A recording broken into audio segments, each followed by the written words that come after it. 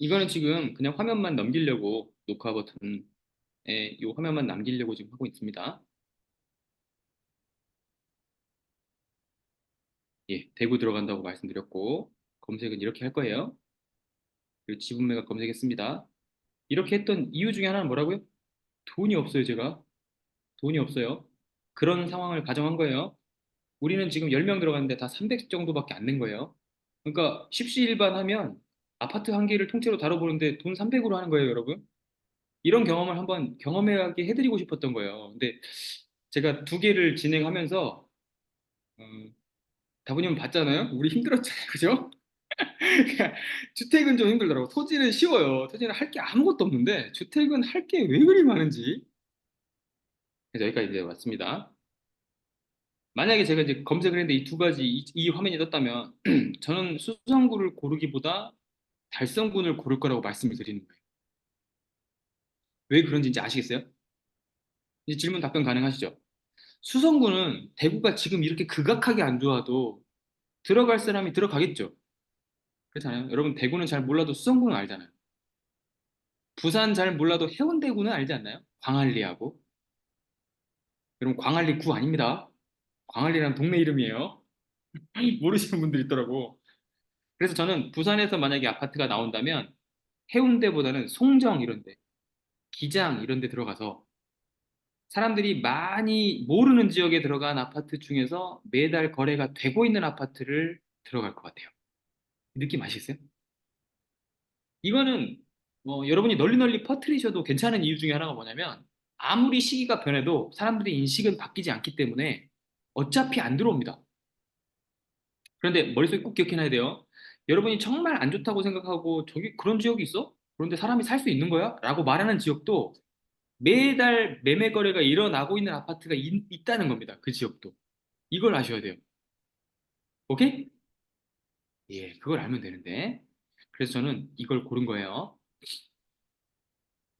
큰일 날 뻔했어요. 저는 저 혼자 들어갈 거라고 너무 교만스럽게 생각을 했는데, 그래도 저처럼 생각을 하는 사람이 있는 거예요. 있긴 있는 거예요, 지금. 와, 요즘에 지분 배운 사람 너무 많아가지고 걱정이 돼, 걱정이 돼. 이런 데까지 들어온다고? 농공읍도 모르면서 들어왔을 거 아니에요, 지금 이분은. 만약에 관계자가 들어왔다 그러면 높은 가격을 썼을 건데, 관계자가 아니니까 이 가격을 쓴 거 아닙니까? 그러면 투자자 중에서도 지분에 저처럼 대구나 농공 이런 데를 검색해보고 들어가려고 하는 사람도 있을 거 아닙니까? 그리고 이거 지금 다부님이 고른 거예요, 이거 숙제로. 그러니까 여러분 물건 검색기 얼마나 중요한지 아시겠어요? 경혜님이 지금 경혜님이 다부님이에요. 경혜님이 제가 숙제를 좀 많이 냈어요. 제가 아파트 낙찰 케어 이거 할 때 숙제를 경혜님이 이제 그때 제가 하는 여는 수업은 다 따라 들어오실 때거든요. 근데 거의 스피드 옥션에 나와 있는 거 전부 다 냈어요, 숙제를. 좀 내가 너무했다는 생각이 지금 들긴 해요. 근데 그걸 다 하신 분이 다부님밖에 없었어요. 전국에 있는 걸 다 했다고요. 강원도 한번 해보고, 그건 뭐 제가 뭐 골라서 줬겠습니까? 아니에요. 스피드 옥션 검색해갖고 그냥 지역 나오면 10개 나오면 그 화면 긁어갖고 넣어버리고 이거 숙제하세요. 이런 식으로 한 거예요. 이거 왜 했냐면, 하나씩 다 눌러보면서 자기가 낙찰가를 넣어보기 시작하면 그게 실력이 된다는 걸 저는 알고 있었거든요. 그, 그냥 무조건 들어가지 말고 한 100개 정도만 그렇게 연습해보면 어떨까? 그 100일은 필요하잖아요. 그 자기가 전 재산을 태울 거야. 내가 지금 현금이 한 1억 있어. 1억 다 넣을 건데, 줄분이 이렇게 얘기하는 거죠. 다른 쌤과 다르게. 줄분이 이렇게 얘기합니다. Wait a minute. 100번만 연습해보면 되려면 100번이면 3달이야, 3달. 1억 넣을 거 3달만 기다렸다가 내일 낙찰 받을 거 오늘 입력해보고 내일 확인하고 그 다음날 받을 거 한번 확인해보고 할 때 저는 사실상 이제 다부님은 지금 챌린지를 한 건 하고 있지만 이거 한 건 좀 감질나잖아요. 한 30건 할 수도 있잖아. 사실 그 지역 근처에 다 뽑으면. 다부님은 이걸 한 거예요. 그러니까 지금 저렇게 계속 웃는 거예요. 자기 해보니까 얼마나 힘든지 아니까. 그러니까 포인트는 자세하게 조사하고 물건 조사 분석을 양식에 맞게 하고 이런 게 아니에요. 그러니까 여러분한테는 지금 제가 새로운 방식을 드린 겁니다. A4지 한 장이면 돼요, 한 장이면. 자기가 알아야 될 건 사실 그 정도밖에 안 돼. 그런데 다부님이 올린 양식을 보고, 와, 우와, 난 못하겠는데? 만약 이러시면은 그냥 A4 한 장 캡처한 거면 된다니까. 수기로 쓰셔도 돼요, 수기로 쓰셔도. 형진님 컴퓨터가 좀 두렵우시거들라 그 핸드폰 이걸로 펜으로 쓰셔도 돼. 뭐가 중요하냐면 내가 오늘 2520을 썼는데 이게 2,530 이내, 40 이내를 맞추는 게 중요한 거예요. 이 범주가 말도 안 되는 범주는 빼요. 최고, 최저는 빼는 겁니다. 이를테면 제가 노래를 불러요. 다부님이 좀 냉정하긴 하지만 그래도 저랑 친한 관계 때문에 내가 노래를 못했는데도 불구하고 5점 만점에 4.8 이렇게 얘기할 수 있단 말이에요. 맞죠? 저는 그걸 빼요. 그걸 빼. 그죠? 그걸 빼. 근데 여기에 이제 저를 굉장히 싫어하는 사람도 같이 있을 수 있어요. 여러분들은 지금 저에게 호감이 있으니까 들어왔지만 싫어하는 사람이 있을 수 있어요. 싫어하는 사람은 그래도 내가 3점 정도는 한 것 같은데 1.2를 준단 말이죠. 그것도 빼요, 나는. 그것도 빼. 그것도 빼. 나를 평가한 게 아니야, 그거는. 나를 싫어하고 노한 거지. 이해되세요? 감정 배제, 감정 배제. 그럼 중간에 있는 것이 맞는 거거든요. 그래서 자기가 이 중간 범주 내에서 자꾸 맞출 수 있으면 5%, 10% 차이밖에 안 나면 저는 이제 경혜님이 저렇게 돼가는 걸 봤잖아요. 처음에는 어마어마해요. 막 말도 안 되는 차이가 막 나고 감 좀 떨어지고 그러면 막 안드로메다 가 있어요. 막 자기는 이렇게 꿈에 부풀어갖고 이거에 갖고 싶은데 그 가격이 올 리가 없고 어떤 거는 조금 더 받고 싶었고 높게 쓰면 너무 한참 넘어가 버리고 분석 제대로 안 한 거죠. 뭔가 안 본 거예요, 그거는. 이 과정이 여러분 실제 돈을 넣어야 되는 실전이었다고 한번 생각을 해보세요. 소름 돋죠? 등골이 오싹하지 않나? 그 돈 다 날아가는 거예요, 그냥. 그런데 왜 그렇게 하시는지를 잘 모르겠어가지고 3개월은 해보시라. 100번은 많은 것 같은데 그 상징적인 숫자인 거고 3개월 하루에 한 번씩만 이렇게 맞춰보시면 엄청난 겁니다, 이거 경험이. 들어가는 지역을 맞춰보셔도 되지만 전국으로 하셔도 돼요. 그럼 전국에서 감이 생겨요. 지금 오늘 시황 분석해드리고 제가 전국 심리를 얘기할 수 있고 이런 것도 전국을 계속 이렇게 경매가로 보기, 경매는 그냥 모든 부동산의 시작이라고 생각하시면 돼요. 경매 시장이 좋고 나쁘고 한 건 없어요. 경매 시장은 항상 좋아요. 모든 시기에. 왜냐면 사람들은 모든 시기에 갖가지 이유로 망해요. 상승장일 때는 상승장이어서 망하고요. 사업 막 벌이다가. 하락장일 때는 못 버텨가지고 망해요. 평범할 때는 평범해서 그냥 망해요. 경매 시장은 항상 화랑이에요. 계속 그랬어요. 아시겠죠? 안 좋은 건 뭐냐면 너무 상승장일 때는 물건이 안 나와요.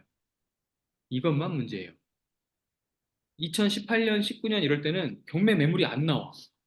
안 나와요. 다들 살만하니까 잡고 버티는 겁니다. 아시겠죠? 자, 연습 한번 해볼게요. 제가 했던 생각을 그대로 한번 따라와 보세요. 제가 이 아파트에서 이제 마음에 들었던 거는 이겁니다. 페인트 칠이 되어 있다.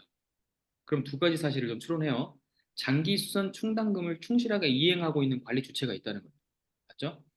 이 정도 아파트가 돼버리면 관리 주체한테 관리비도 제대로 지급 안 하고 좀 대충 관리하고 막 멀리 타지에 살고 이런 사람이면 뭔 페인트 칠하고 꽃을 심겠습니까? 이건 누군가의 생각인 거예요. 근데 이 주체 관리하는 생각 자체가 입주민 회의라든지 이런 게 잘 운영되고 있다는 뜻으로 봐도 되는 겁니다. 89년도에 지은 아파트에 꽃을 심고 새로 페인트 칠을 하는 경우는 잘 없습니다. 알겠죠? 그러니까 아직 슬럼화가 되지 않았다는 뜻입니다. 맞죠? 가능해요? 그런 것만 보는 겁니다. 그리고 이제 저랑 공부하시고 아파트 낙찰반 케어를 딱 배우시면 도로가 이만큼 되고 층수는 5층밖에 안 되는데 면적이 이 정도 된다. 그러면 이 아파트를 보는 느낌만으로 용적률은 120 이하일 것 같고 건폐율은 17이나 18 이하일 것 같다는 생각이 듭니다. 이것도 숙제 연습을 시킬 거예요. 하는 건 자유인데 여러분은 지금 다수 속에 숨을 수가 없어요. 3명밖에 안 돼가지고 숨기가 매우 어려워. 나 이제 입안 되게 잘 만들었다고 생각한 게, 나 형제님이 있어서 너무 반갑기도 했고, 철님도 이제 막 개인 소통을 했으니까 너무 반가웠는데, 이제 민구님만 제가 좀 모르는 사람이에요. 그런데 아는 사람이 들어와서 반가운 것도 있었지만, 와, 이렇게 소규모로 하면 숙제를 내도 이분들이 안 할 수가 없겠는데? 그런 생각이 드는 거예요. 너무 다행한 일이죠. 그리고 이제 숙제검사 다부님도 해줄 수 있는 실력이 됐거든요, 이제. 끝났어요, 이제 여러분은. 끝났어. 챌린지까지 하고 있으면 끝났습니다. 이제 철님은 이제 챌린지 할 때 한 개를 더 하는 것도 이제 생각을 해봐야죠. 남들 한 개 할 때 두 개 이제. 주말까지 해야 되는 거니까 월요일이나 화요일에 할 거는 세 개를 하셔야 되겠네. 토, 일은 법원이 안 열리잖아요. 맞죠? 법원이 그렇게 안내하신 거죠?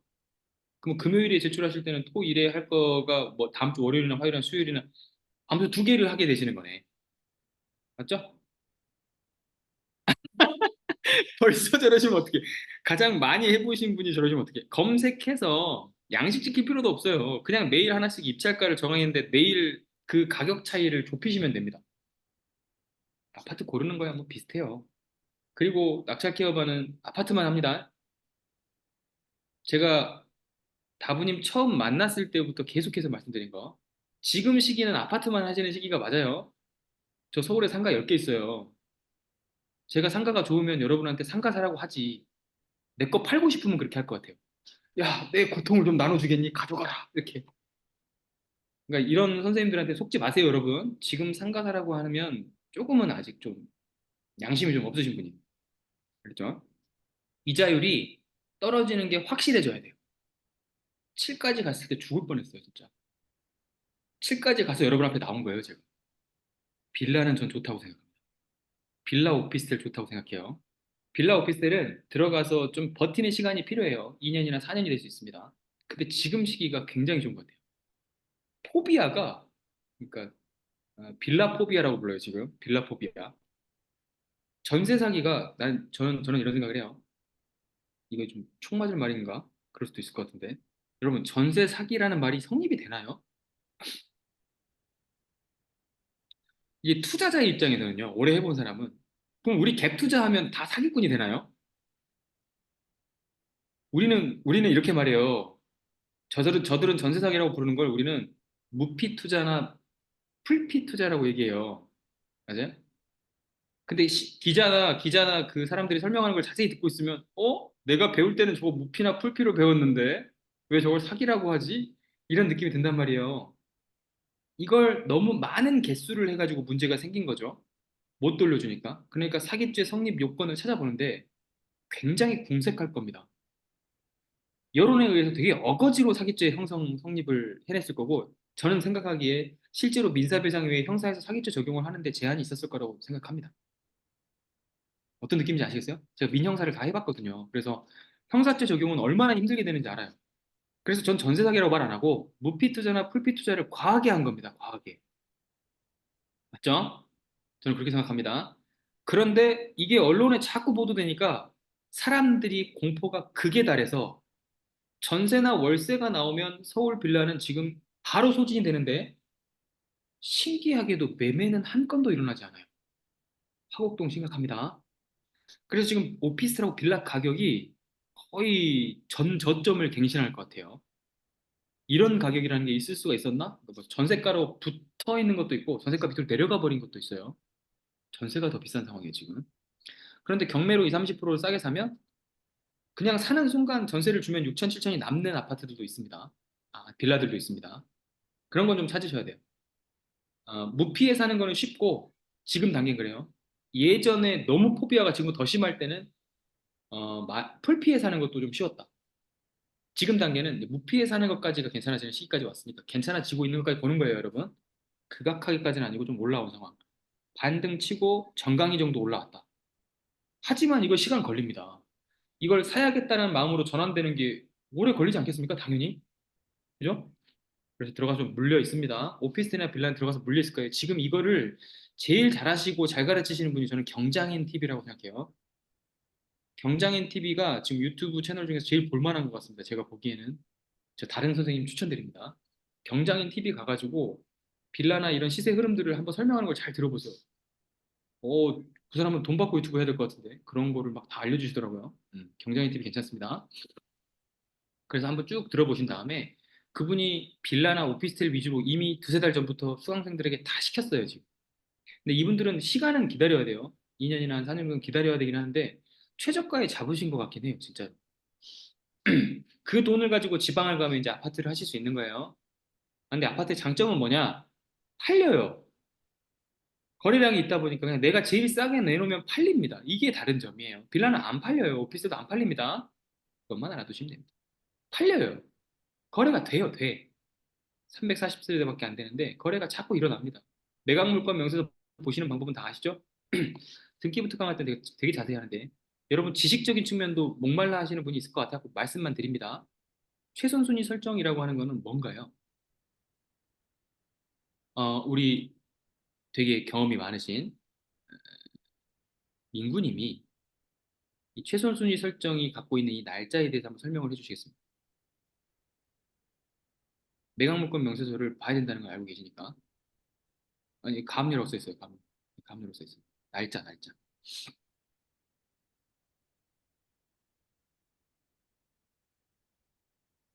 I'm waiting. 이 날짜가 뭘 의미하나요? 근저당 아니에요. 갑류에 갑류. 갑류 날짜가 뭘 의미할까요?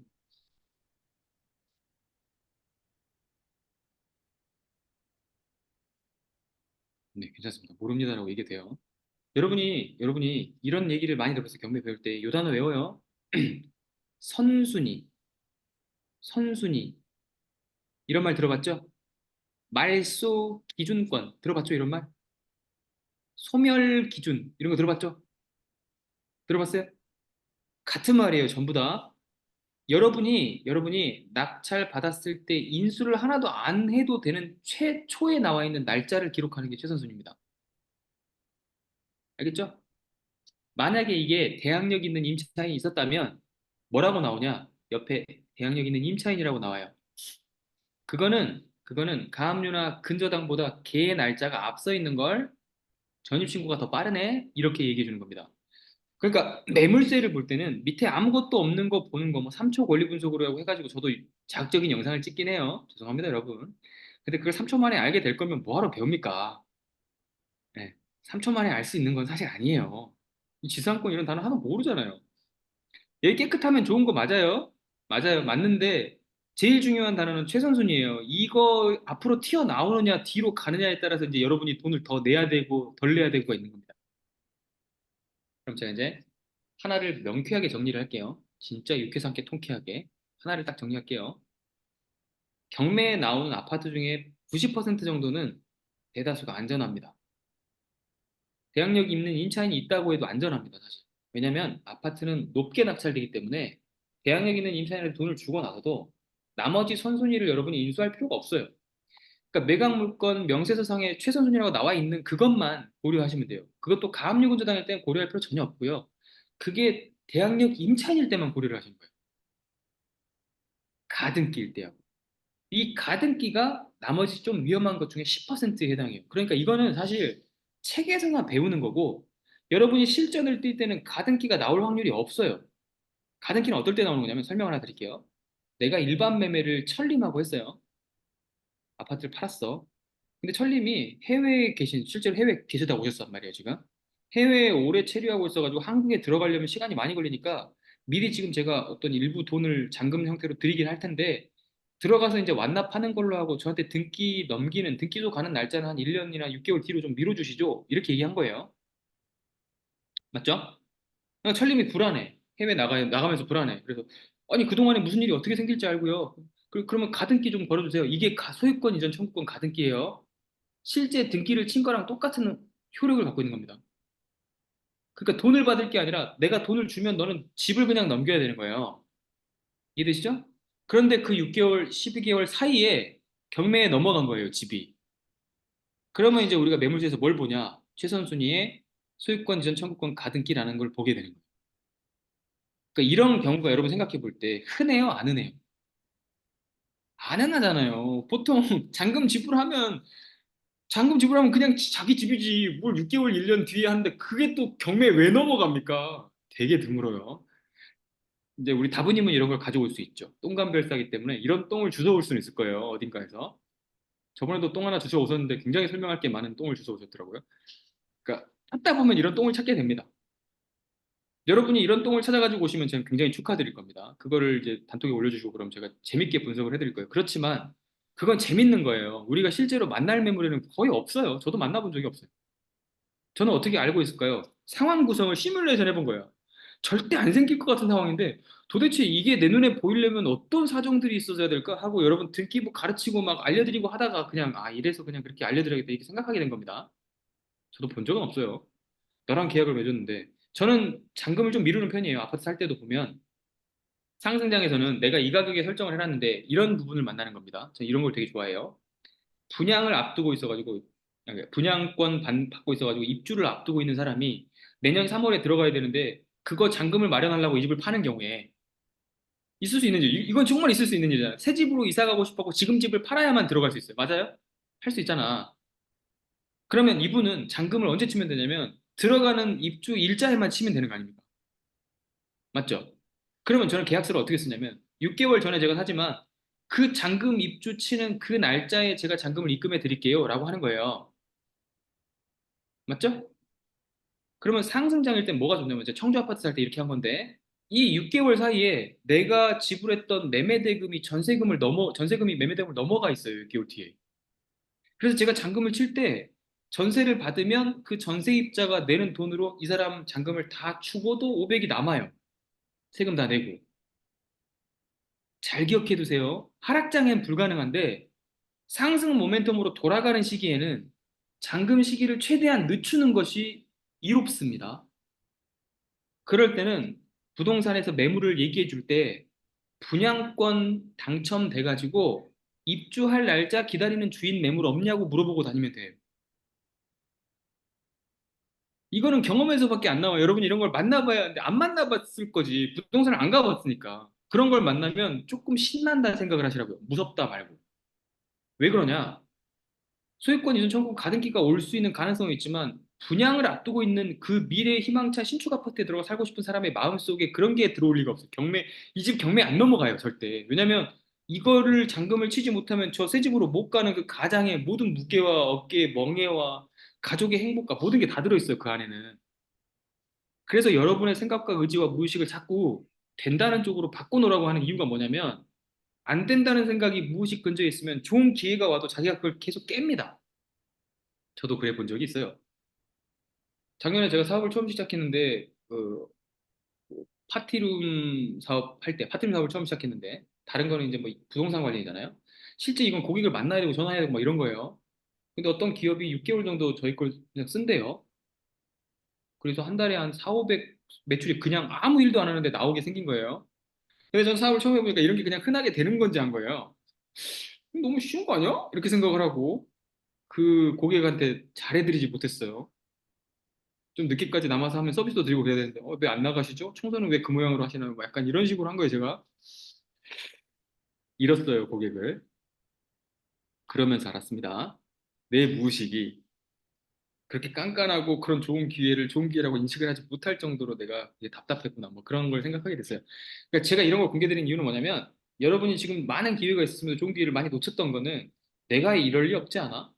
이런 마음이 크단 말이에요. 잘 되면 글쎄 좀 불안한데 왜 이런 일이 나에게? 연애로 생각해보면 너무 예쁜 여자를 만나면 이 예쁜 여자가 나를 왜 좋아하지? 이런 느낌. 그런 게 있을 수 있어요, 여러분. 그게, 그게, 그게 좋은 결정을 놓치게 만듭니다. 진짜 사람은 되게 감정적이라서. 신기하게도 그렇습니다. 그래서 여러분, 무의식을 좀 관리를 조금은 잘해놓을 필요가 있어요. 어떤 좋은 일이 딱 생기면 나는 그럴 만한 가치가 있어. 이렇게 생각이 들게. 당연하게. 지금 다부님도 조금 그게 안 되는 게 있어요. 다부님도 좋은 거를 딱 오잖아요. 그러면 제가요? 저 쪼렙인데요? 저 제가 저 따위가요? 저 태합니다. 막 이런 느낌이란 말이죠. 아니에요. 절대 그렇지 않아요. 알겠죠? 그거 좀 깨셔야 되고. 저도 깨가고 있는 중입니다, 여러분. 저도 깼다고 볼 수는 없어요, 완전히. 그래서 본인한테 오는 어떤 복 같은 걸 날리지 않을 수 있게. 그리고 어떤 게 딱 실패하잖아요. 야, 다시 털면 되지. 이게 의외로 잘 안 됩니다. 딱 안 되잖아요. 그럼 여러분 머릿속에 먼저 떠오르는 무의식이 말해버리는 건 어떤 거냐면, 그렇지 뭐. 네가 그렇지 뭐. 그럴 줄 알았다. 어쩐지 잘 되더라. 아시나요, 이거? 이거를 문학적으로 그대로 푼 소설은 현진건의 운수 좋은 날입니다. 이런 역설들이 여러분 마음속에 다 있어요. 그 운수가 좋은 게 아니잖아요. 맞죠? 이걸 여러분이 만들어내면 안 돼요. 그래서 제가 물건 투자하는 기술을 알기 전에 그걸 먼저, 그러니까 똑같은 사업을 시작해도 잘 되는 데는 잘 되고 안 되는 데는 안 됩니다. 맞아요? 심지어 있잖아요. 똑같은 돈을 가지고 똑같은 아파트를 형제끼리 샀대요. 근데 한 형제는 잘 되고 하나는 안 된대. 그러니까 이 사람은 좀 높아서 쓸 때 팔고 이 사람은 최저가에 팔고. 이 차이가 왜 생기냐는 거죠. 알겠죠? 형진님은 지금 멘탈로는 엄청 강하니까. 우리 중에 제가 지켜봤지 않습니까, 옆에서. 형진님의 멘탈은 장난 아니에요. 다 잘 돼요, 지금. 만나보시면 저 기운을 여러분이, 지금 얼굴로도 약간 받을 수 있잖아요. 그죠? 저 표정으로 받아보세요. 저걸 받으시면 됩니다. 제일 중요하다고 생각합니다. 선순위 하나 잘 보시라는 거예요. 그리고 이건 부수적인 거긴 한데, 알 필요는 없어요. 알 필요는 없는데, 알아두면 좋은 거라. 배당 요구 종기는 좀 알아두세요. 배당 요구 종기. 이건 무슨 말이냐면, 이 날짜까지 신청하지 않은 채권에 대해서는 이 낙찰금이 배당하지 않는다는 뜻이에요. 이게 무슨 말이야? 말이 좀 어렵잖아요. 등기부를 보다 보면 너무 더러워. 저한테는 질문이 이렇게 더러운 거 빚을 다 갚아줘야 되는데 이게 낙찰금이 남아요? 제가 인수해야 될 건 없나요? 이런 질문이 많이 와요. 여러분도 이런 질문을 할 수 있어. 그 이유가 뭐냐면 요 단어 한 개를 몰라서 그래요. 가르쳐준 선생님이 없었나 봐요. 그러니까 법원이 얼마나 친절할 거라고 생각을 했으면 그 등기부를 떼보고 그 안에 있는 모든 당사자들한테 다 편지를 보내가지고 야 얼른 얼른 접수하세요. 지금 이거 경매 넘어갔어요. 여러분 돈을 지켜드릴게요. 우리는 희망과 정식과 상식이 있는 법원이니까요. 이럴 거라고 생각한 거예요? 한 번만 생각을 해보면 공무원이 그 많은 사람한테 편지를 보내줄 필요가 없다는 걸 알게 되잖아요.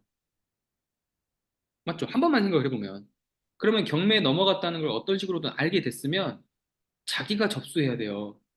그리고 법원의 공무원은 너무 멋지고 간단하고 임팩트 있는 말을 한마디 해줍니다. 권리 위에 잠자는 자에게는 보답하지 않는 거예요.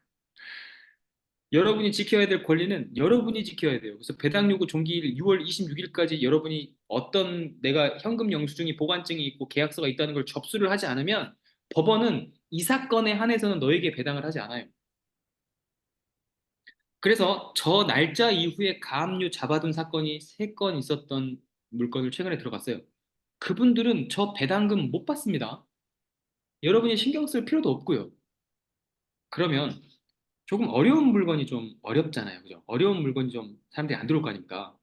저는 이제 그런 걸 찾는데 여기서 이제 제가 써먹는 지식을 하나 이제 공개를 드리면 여러분이 할 수 있을지 없을지 모르겠지만 배당 요구 종기일 이후에 설정된 가압류가 있다면 그분은 자기가 배당을 못 받는다는 걸 알게 됐을까요? 모를까요?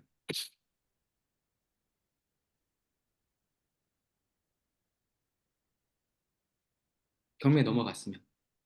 알게 되죠. 그렇죠. 와, 저 시기 놓쳤네. 알게 될 것 같죠. 그러면 어떤 감정이 먼저 들 것 같아요? 낙찰이 된다 해도 나는 돈을 받을 수 없어. 어떤 감정이 들 것 같아요? 굉장히 억울하지 않겠어요? 그죠? 이파사바 다 해보자. 저런 게 있을 것 같죠? 그죠? 좋아요. 그래서 저는 그 사람을 찾아가요. 그 사람을 찾아가면 이 채권자나 채무자와 관련돼 있는 경매 당한 사람과 관련된 모든 자료를 다 넘겨줍니다.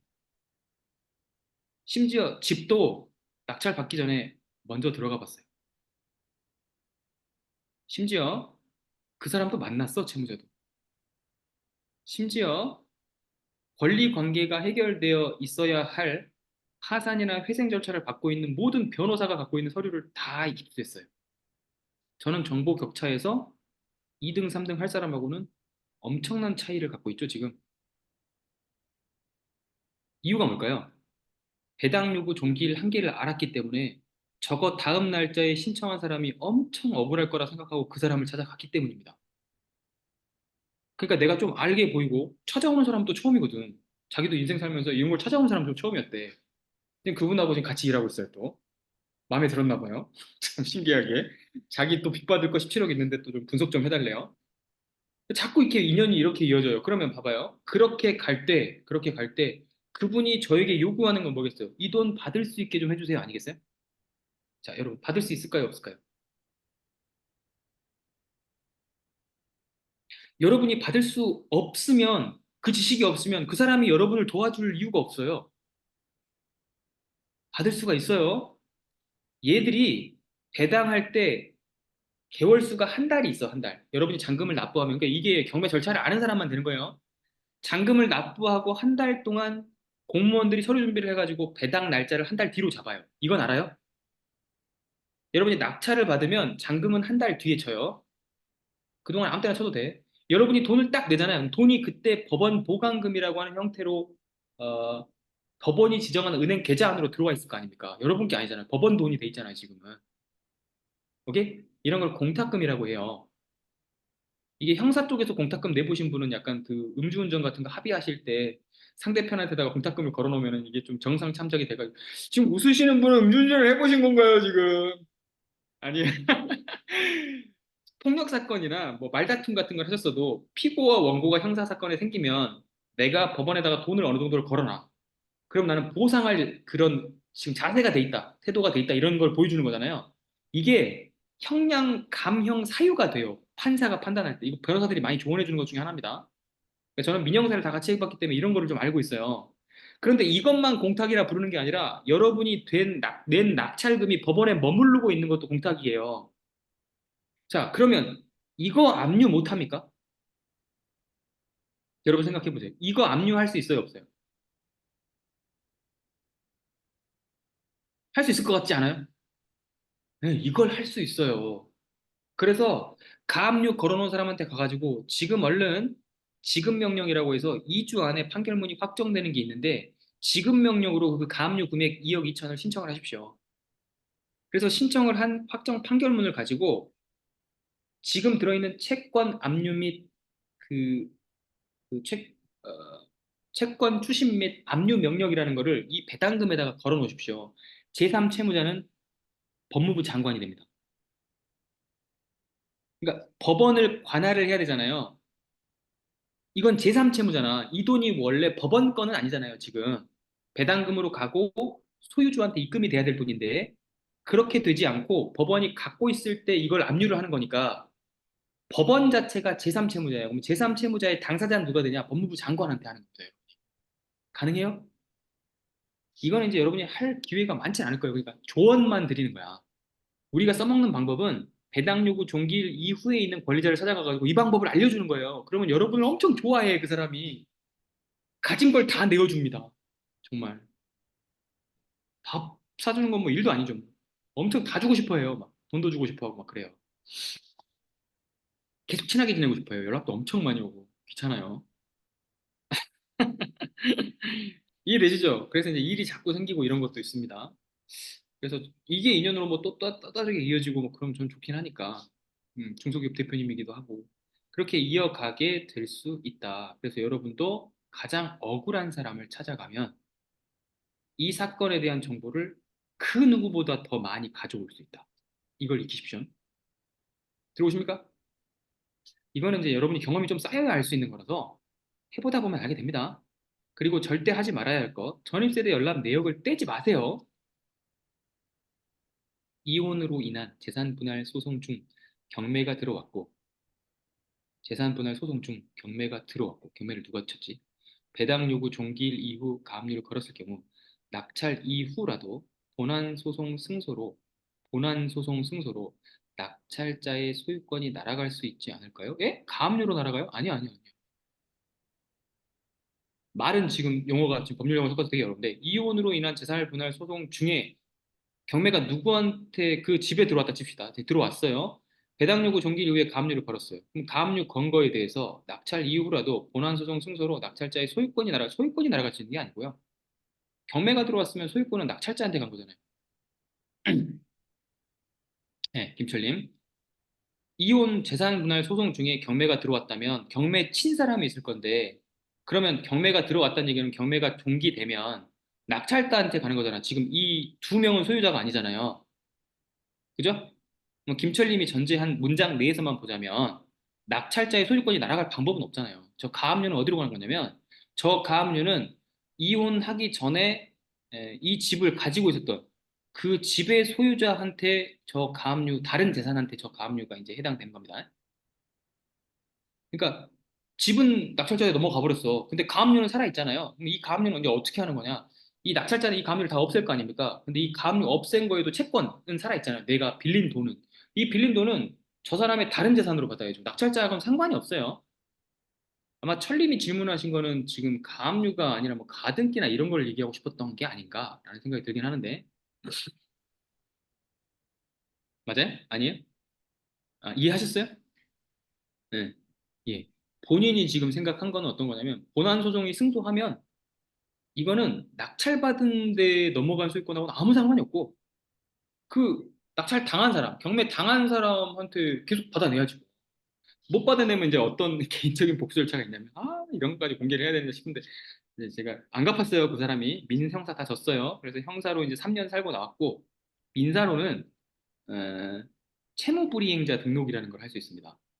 채무불이행자 등록은 뭐냐면 말 그대로요. 돈을 갚지 않는 사람이라고 국가기관 서버에 등록을 해버리는 거예요. 그러면 이 사람은 자산이 생길 수가 없고요. 금융권에서 대출을 앞으로 받을 수 없고 예금을 일정 금액 이상 가지고 있을 수가 없어요. 이렇게 돼버리는 거예요. 금융으로서 사형이 내려지는 거예요. 그냥. 이해되시죠? 이걸 해소할 수 있는 방법은 뭐냐? 저한테 와서 돈을 갚아야 돼요. 저한테 계좌 입금한 영수증이 있어야만 갈 수가 있습니다. 그래서 이 관계를 언제까지 끌고 가야 되나 그런 생각이 있기도 합니다. 그분 때문에 지금 제가 더 잘 됐으니까 오히려 저의 은인인 건 아닌가. 그만큼 제가 좀 더 마음이 넓어지면 풀어줄 수 있도록 하겠습니다. 지금은 아직 아니에요.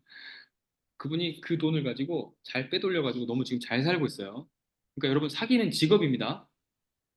그러니까 여러분은 사기를 치지 않을 거지만 당하지는 마시라는 거예요. 사기는 직업이에요. 한국에서는 보호해주는 직업이에요. 최대 역량을 때리지도 않거니와 어, 사기 당한 돈이 다시 주인에게 돌아가는 확률이 0.3%래요, 우리나라 해결률이. 그러니까 우리는 이쪽 금융 범죄를 다루는 수사처가 없어요. 너무 당황스러웠던 게 형사가 저를 어, 위해줘야 되는데 피해자인데 나는 저보고 그거 금융거래 냈던 계좌 거래 내역을 떼오라는 거예요. 그래서 제가 물어봤죠. 그래서 제가 공부를 좀 해보니까 형사님이 예금 압류 신청을 하던가 아니면 거래 내역 조회 같은 거는 영장 실질심사를 청구하면은 간단하게 나오던데 지금 영장 청구도 안 하고 지금 저한테 뽑아오라고 하는 건 좀 아니지 않나. 그리고 가해자한테도 뽑아오라고 그런 거예요. 가해자는 삭제하고 뽑아올 수도 있잖아요.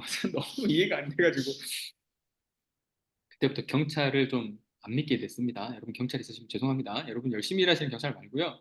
제가 만난 경찰들은 참 그렇던데 일단 일에 찌들어서 안 해주고 싶어 해요. 이해해요. 그 마음 충분히 이해합니다. 이해하는데 당사자가 되니까 좀 그렇다고요.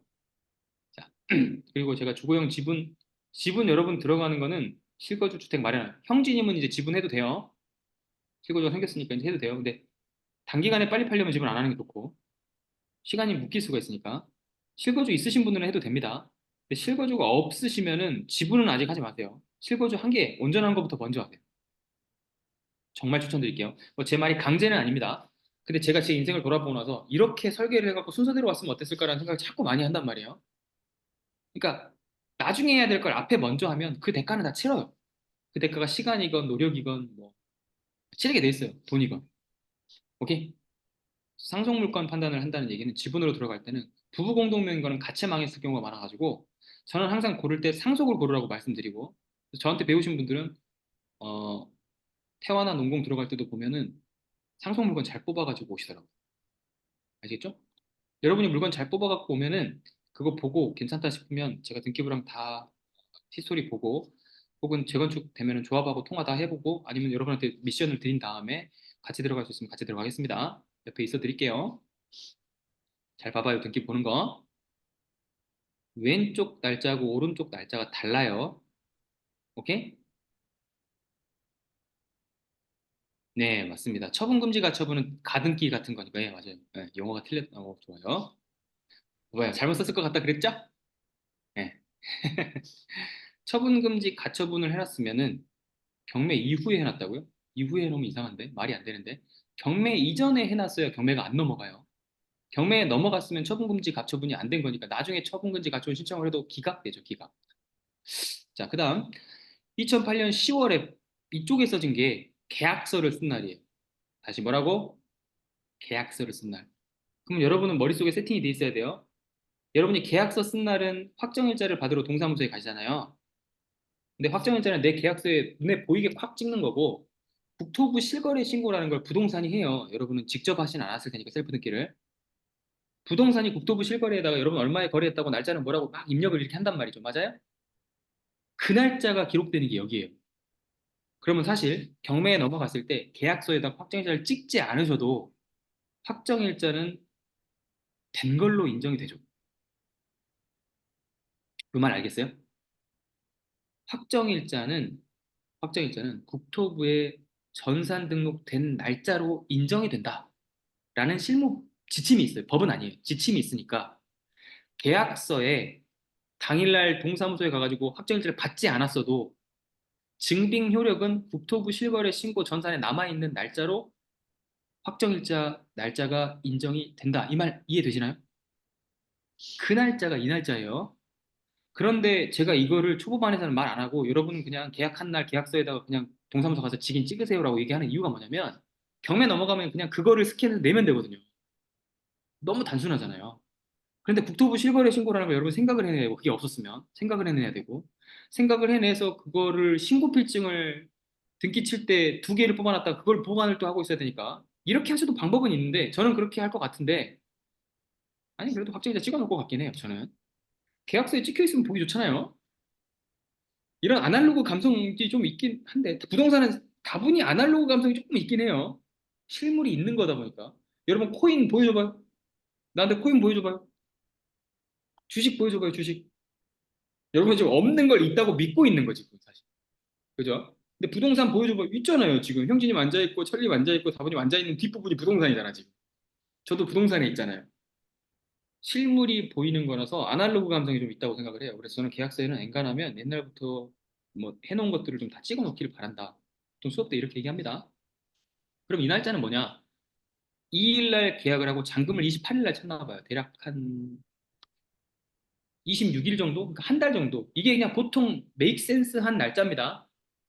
그러면 저는 제가 청주 집 거래했을 때는 어떻게 돼 있었을까요?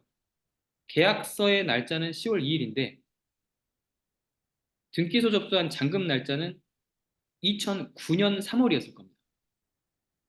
이렇게 하는 게 왜 유리하다고요?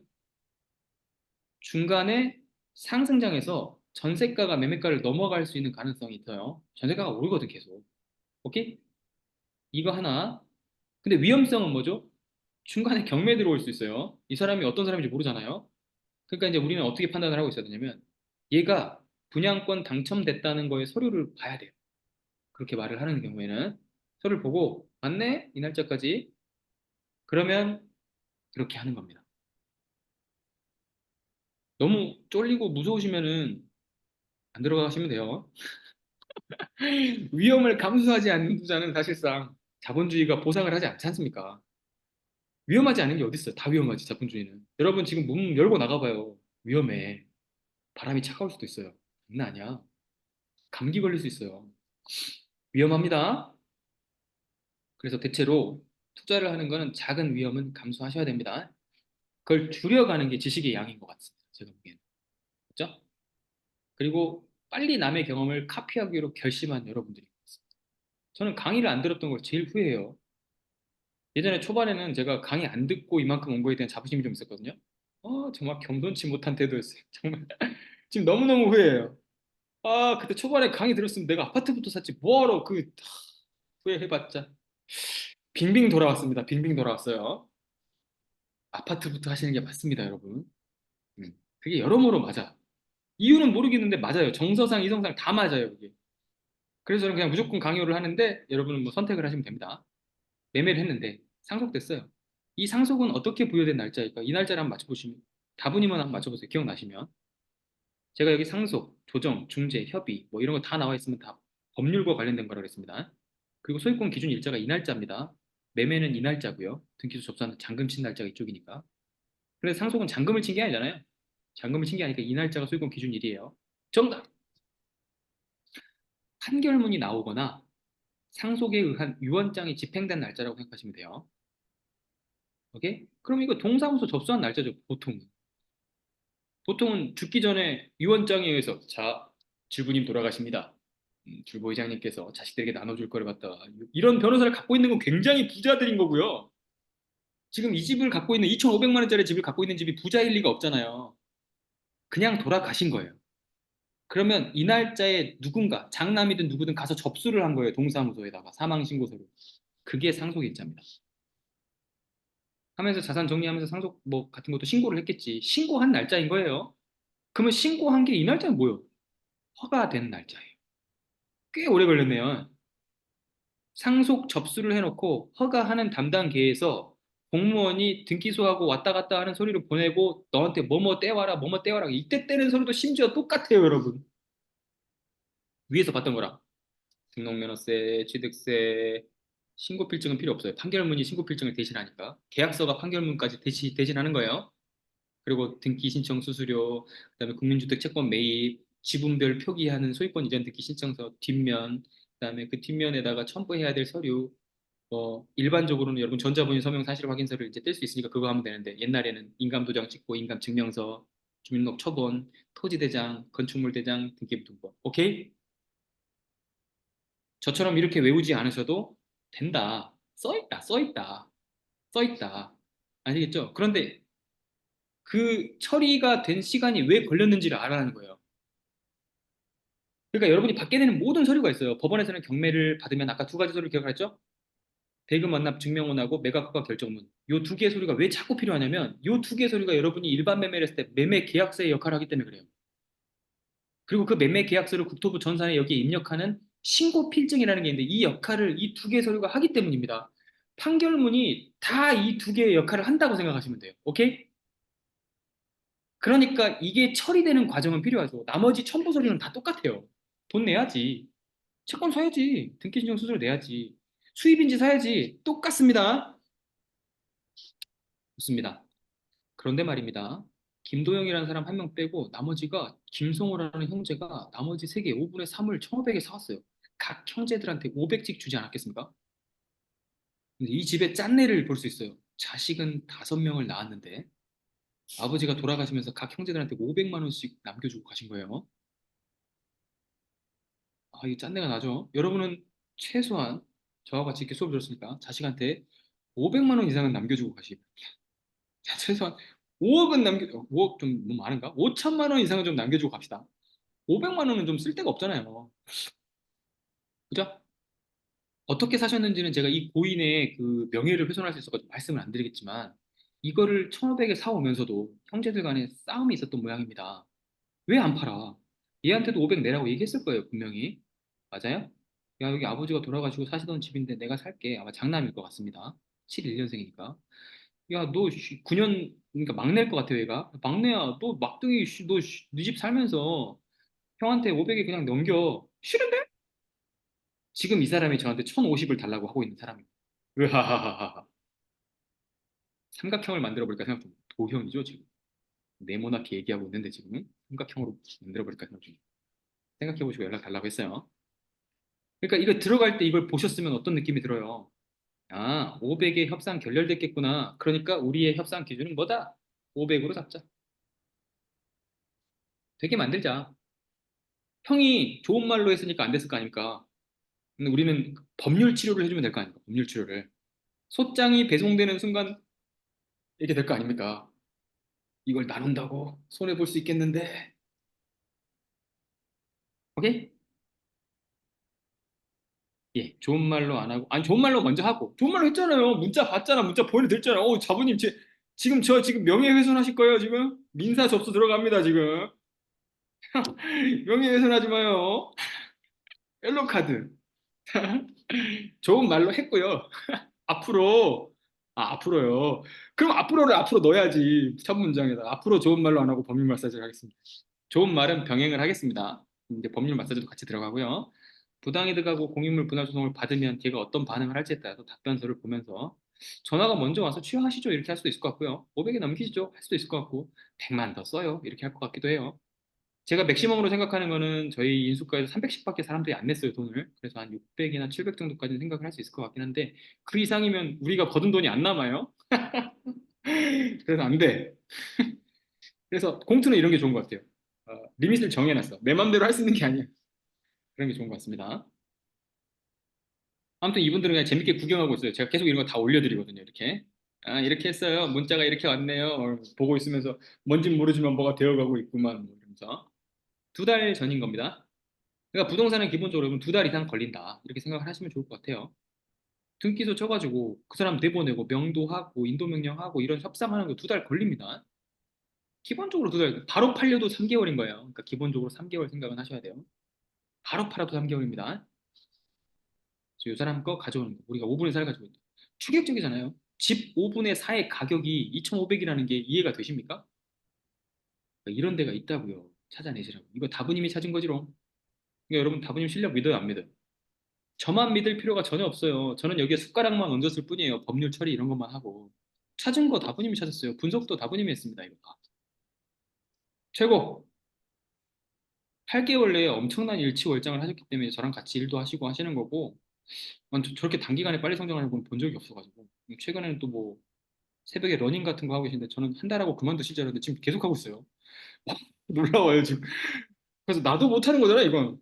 제가 졌어요. 그래가지고 요즘에 자극을 좀 받고 있어요. 나도 아침에 나가야 되나 막 애기를 메고 등산을 해. 이런 생각하고 있어요. 아, 오래 롱런 하시는 분들의 공통적인 특성은 건강, 즉 운동을 꼭 하시더라고요. 운동을.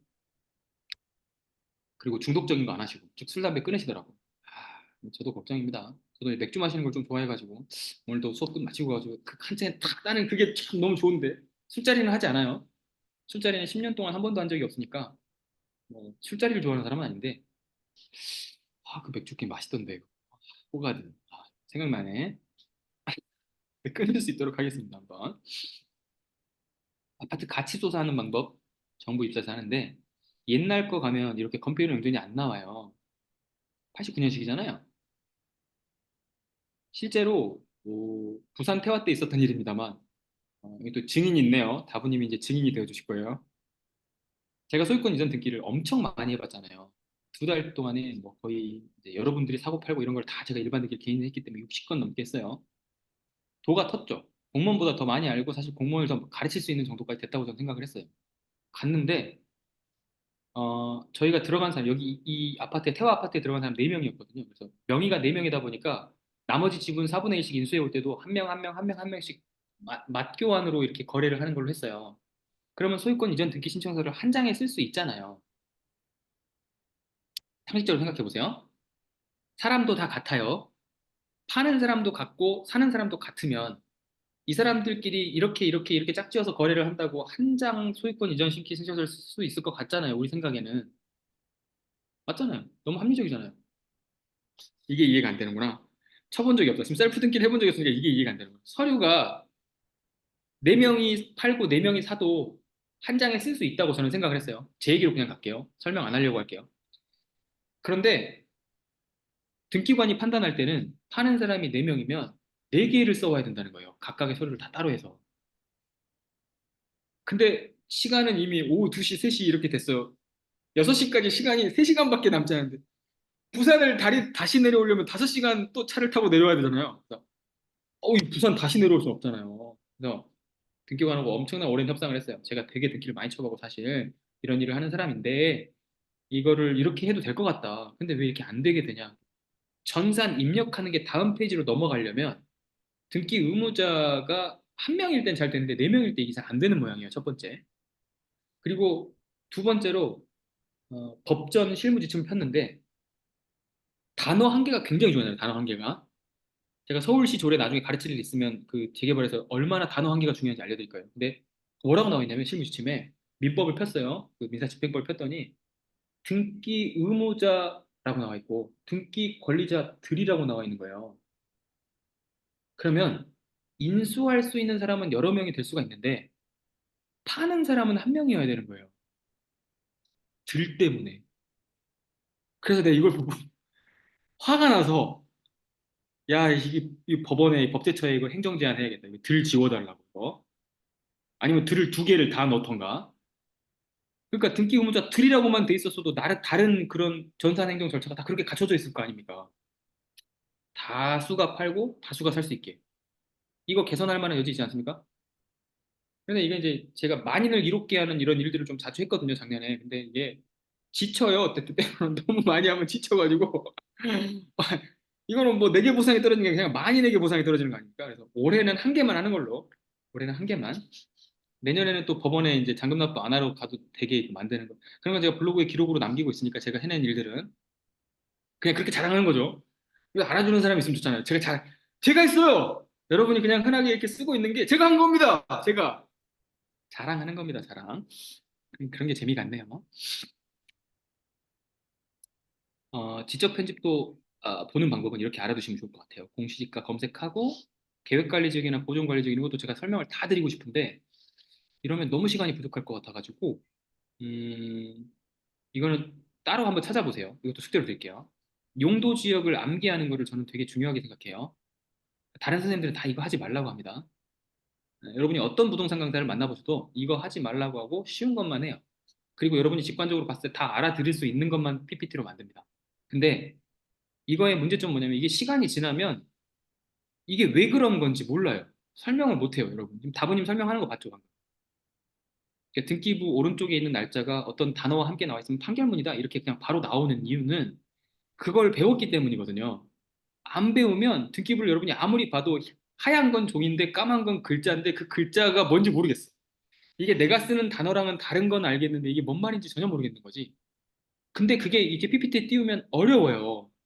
포기하고 싶은 마음이 든단 말이죠. 그런데 저는 그거는 피할 수 없는 길이라고 좀 생각을 하는 편입니다.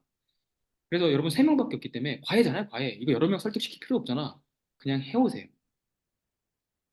해오세요. 용도 지역 중에서는 여러분이 아직은 다른 거 하지 마시고 주거 지역만 외워오세요. 주거 지역. 주거 지역은 일반 주거 지역, 뭐 전용 주거 지역 이런 거에 따라서 1종, 2종, 1종, 2종, 3종 이렇게 5개로 나뉘어져 있습니다.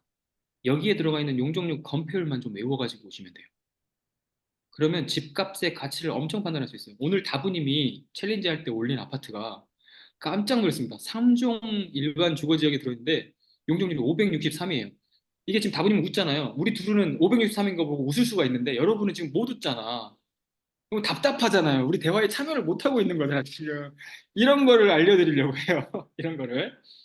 그래서 수원의 어떤 4차선에 앉아 있으면 용적률이 468인 푸르지오 아파트가 보입니다. 그걸 보면서 사람들이 느끼는 감정은 와 답답해. 화장실 안에 있는 것 같아. 답답해. 뭐 이런 느낌이란 말이죠. 이게 왜 이런지 같이 웃을 수 있어야 돼요. 지금 다분히 웃고 있잖아요. 눈만 이렇게 웃어지잖아. 그래서 주거 지역의 일반 3종 일반 주거 지역은 보통 300까지밖에 못 짓고 준주거가 돼야 450까지 지을 수 있는데 이게 정확히 적용되는 시점은 2012년 이후라 그 전에 지어진 아파트 같은 경우는 대충 지어놓은 경우가 많아요. 그래서 용적률을 원래는 250까지 지켜야 되는데 안 지키고 짓는 아파트들이 많이 있어요. 아파트에는 이게 안 좋고요. 상가 건물은 이렇게 지으면 유익이 많죠. 임대할 수 있는 방, 호실 2개 정도를 더 뺄 수가 있잖아요. 그래서 역으로 여러분이 아파트를 다 사고 나시면 상가를 사러 들어갈 때는 아주 오래된 구축을 사는 것도 괜찮은 방법입니다. 주차장도 안 지켜도 되고 방도 한두 개 더 수익률이 높게 지을 수 있어요. 심지어 고시원이 옛날 걸로 허가가 나온 건 신고시원으로 허가 나온 건 수익률이 안 나옵니다. 고시원도 옛날 걸 사시면 허가 나온 걸 사시면 굉장히 좀 사업상 도움이 될 수가 있습니다. 물론 이제 그 거기에 오는 사람들이 다 좀 제가 겪어봤지만 너무 정말 파티룸이 행복한 사람들이에요. 파티룸은 그래도 좀 사는 사람들이 오는데 고시원은 삶이 힘든 사람들만 와요, 진짜. 너무 힘들어요. 말을 일단 못 알아들어요. 그러니까 A 그러면 A에 왜 뿔이 나 있어? 막 이렇게 물어봐요. 전혀 생뚱맞은 걸 물어봐요. 편견일 수도 있습니다. 근데 고시원 운영을 해보면서 이제 느꼈던 경험도 너무 좋은 경험이었어요, 진짜. 그래서 다시는 고시원을 하지 말아야겠다고 생각했어요, 저는. 만약에 제가 고시원을 할 거면 프리미엄급으로 할 겁니다. 월세 한 80 정도 해가지고 최신식 호텔처럼 만들어주고 컨시어지 서비스 갖춰져 있는 상태에서 막 카페 쓰고 그런 80만 원 낼 수 있는 분들이 오시는 정도면 괜찮을 것 같아요. 어떤 느낌인지 아시겠어요?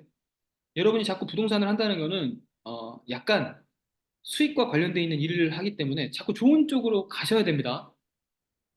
언제까지 계속 안 좋은 것만 할 수는 없어요. 그래서 여러분의 단계를 레벨업 시키는 거는 자기 집만 올려가는 느낌이 아니고 자기가 다룰 수 있는 물건의 한계도 극복해 가는 거예요. 그러려면 쉬운 것만 씹어 드시면 안 됩니다. 제가 애초부터 이렇게 이제 세 분밖에 안 계셔가지고 지금 제가 애정을 받고 말하는 겁니다.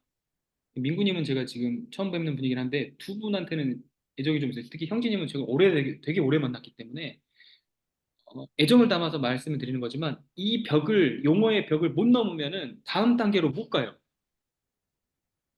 제가 다부님이 넘는 걸 봤단 말이에요, 옆에서. 저는 이제 오래돼가지고 까먹었을 거 아닙니까? 그래서 지금 얼른 이걸 까먹기 전에 다부님하고 책을 같이 하나 쓰려고 하는 이유 중에 하나가 뭐냐면 다부님은 아직 안 까먹었어요. 6개월 전에 자기를 알거든. 내가 아는데? 모른다 그러면 제가 음성 파일 다 풀어버릴 거예요, 지금 다 지금. 단톡에다가 음성 파일 녹음해 놓은 거 있거든요. 풀어버릴 거예요. 어느 정도냐면 등기부를 하나도 볼 줄 몰랐던 거지. 그런데 지금 다부님의 상태는 어떤 정도냐면 등기부를 3시간 동안 볼 수 있어요. 그러니까 3시간 동안 볼 수 있는 게 이해가 안 돼서 보는 게 아니잖아요. 등기부는 이해가 돼야 3시간을 볼 수 있는 거고요. 이해가 안 될 때 1분 보는 겁니다. 여러분은 등기부를 보면 요약사항만 펴가지고 누구 꺼내가 끝이죠. 이 상태에서 넘어가셔야 돼요. 이 흐름을 보실 수 있게 되면은 모든 걸 다 그려볼 수 있어요. 지금 저는 김도영하고 협상가를 정할 수 있었던 이유가 등기부 보고 들어가서 그랬다. 이 얘기를 하고 있는 겁니다. 그리고 두 번째 걸로 하나 더 얘기를 드리자면 용도 지역을 좀 암기해 오셔야 되는데 초반에 숙제가 너무 많으면 버거우니 주거 지역만 외워오시라. 주거 지역만. 그리고 주거 지역 외우는 데다가 하나 더 하실 수 있으면 농림 지역만 좀 외우세요. 농림 지역. 농림 지역은 농지증이 안 나오는데 여러분들이 뭐 토지도 하고 싶은 분들이 있을 수도 있으니까 저는 토지는 공투로만 진행합니다. 왜냐면 내 돈을 다 묻어 놓기에는 너무 아까워요. 토지는. 아니 언제 될지 알고 토지에다가 내가 할아버지 돼도 안 되고 우리 딸이 어른이 돼야 될 수도 있잖아요. 저는 그런 생각이 들어서 토지는 100만 원, 200만 원 최소한의 금액. 여러분이 절대 팔 수 없는 금액 있죠. 팔려면 법무사비가 더 드는 거 있잖아. 법무사비 최소로 잡아도 한 40만 원, 50만 원 아닙니까? 근데 내가 100만 원 주고 봉투해갖고 사놨는데 40만 원을 들여서 굳이 넘기고 싶으십니까? 뭐 그런 것만 할까 생각 중이에요. 강제로 지켜지게. 그래서 부동산으로 부자 된 사람이 여러분 주변에 많은 이유. 잘 생각해 보세요. 머릿속에 한 명씩 한 명씩 떠올려 보세요. 부동산으로 부자라는 소리 듣거나 부동산으로 자산의 가치를 확 늘린 사람이 왜 많냐면 주식으로 부자 된 사람을 한번 떠올려 보세요. 주식하고 코인. 머릿속에 잘 안 떠오를 거예요. 왜 그러냐면 부동산은 환금성이 낮고 어려운 거예요. 그래서 여러분의 의지와 무관하게 지켜졌어. 팔고 싶은 마음은 굴뚝 같았지만 언제든 버리고 찢고 던져버리고 싶었지만 그럴 수가 없어서 갖고 있게 돼 있다가 부자가 돼 있는 거예요. 이게 제가 진실을 말하면서 항상 마음이 불편하긴 한데 받아들이실 수 있는 분들이라고 생각해서 얘기 드리는 거예요. 주식은 내가 오늘 마음만 먹으면 마이너스 80이어도 아이씨 술 한잔 하고 던져버리는 거예요. 그냥 술 먹다가 던져. 술 먹다 핸드폰으로 던질 수 있죠. 핸드폰으로 던져. 근데 부동산은 핸드폰으로 안 던져져요. 여러분 던지려고 마음 먹어봐요. 200개 뿌려놔도 연락 안 옵니다. 다부님도 200개 뿌렸지만 연락 안 오고 있는 단계예요. 지금 오고 있는데도 돌아오지 않고 있고 막 이런 상황이에요. 지금 어려워. 양주 정도의 30평 아파트도 이렇게 어렵다면 그냥 희망찬 미래 밝은 내일 잘 팔릴 겁니다. 이런 거는 여러 사례 중에 한 건이라고 생각하시는 게 좋습니다. 아니 말 자체가 부동산인데 무슨 부동물 동물로 생각하는 거예요? 그렇게 생각하시면 안 돼요. 그래서 형수님도 어렵게 사셨지만 그 아파트 어렵게 팔릴 거라고 생각하셔야 돼요. 왜냐면 지금 산 가격에 팔고 싶진 않으시잖아요. 거기서 문제가 생기는 거예요. 내가 4억에 샀으면 4억에 팔아버리거나 3억 5천에 팔아보면 팔립니다. 바로 팔려요. 주식하고 다를 게 없어요. 근데 그러고 싶지 않잖아요. 그래도 1억이라도 오른 상태로 팔고 싶잖아요. 그래서 문제가 생기는 거예요. 그걸 사줄 사람이 있냐 없냐. 이해되시죠?